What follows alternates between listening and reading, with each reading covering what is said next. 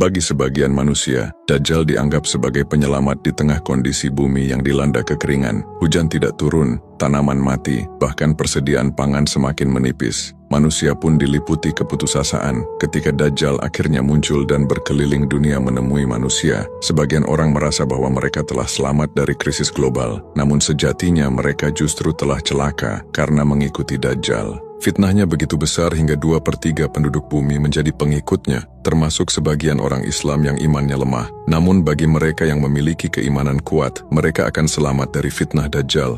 Dalam perjalanan yang menyesatkan manusia, Dajjal akhirnya sampai di wilayah Syam dan mengepung pasukan Imam Mahdi. Di sisi lain, ketika pasukan Imam Mahdi hendak melaksanakan sholat subuh, langit tiba-tiba terbuka. Sosok penyelamat yang sesungguhnya turun dari langit, diiringi 2 malaikat di menara putih. Dialah Nabi Isa bin Maryam. Ketika Nabi Isa telah datang, Imam Mahdi mempersilakannya untuk mengimami sholat subuh. Namun Nabi Isa menolaknya. Beliau justru mempersilakan Imam Mahdi untuk menjadi imam, karena Imam Mahdi adalah pemimpin umat saat itu. Nabi Isa turun bukan membawa syariat baru, melainkan mengikuti syariat yang telah ada, yaitu Islam. Ketika fajar mulai menyingsing, di luar masjid Dajjal bersiap untuk masuk dan membantai pasukan Imam Mahdi. Saat Dajjal mendobrak pintu masjid, ia terkejut ketika melihat orang yang paling ditakutinya berdiri di hadapannya, yaitu Isa bin Maryam.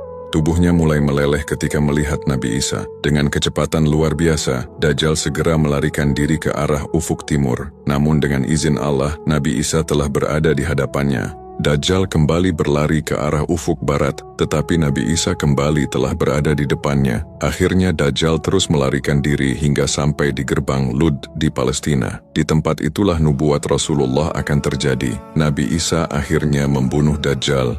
Ketika Nabi Isa mengabarkan kepada pasukan Imam Mahdi bahwa Dajjal telah binasa, perburuan pun dimulai. Pasukan Muslim dengan cepat memburu orang-orang Yahudi, mengejar dan membunuh mereka. Disebutkan bahwa dimanapun mereka bersembunyi, batu dan pohon akan memberitahu kaum muslimin, kecuali satu pohon, yaitu pohon Gharqad, yang tidak akan berbicara. Setelah Dajjal beserta pasukannya binasa, Nabi Isa akan membantu Imam Mahdi membangun kembali kehidupan di bumi. Beliau akan meluruskan keimanan kaumnya, menghancurkan simbol kesesatan, membunuh babi, menghapus pajak, dan menegakkan keadilan di muka bumi. Sebelum akhirnya Nabi Isa akan menghadapi 2 kaum yang tidak mampu dilawan oleh siapapun. Mereka adalah Ya'juj dan Ma'juj.